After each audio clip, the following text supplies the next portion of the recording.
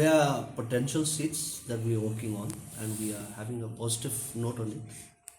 Which are the potential seats that you're looking at? From Riboy districts, there are few. From East Jante Hills, from Southwest Khasi Hills, we do have potential seats. From Shillong City, we do have.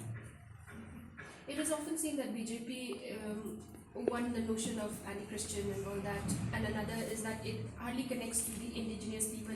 How is it that BJP this time has put up candidates?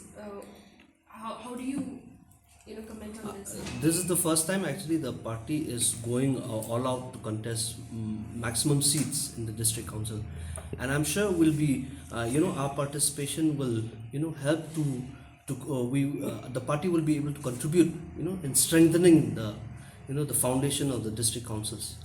So that was we're looking forward if people choose our candidates.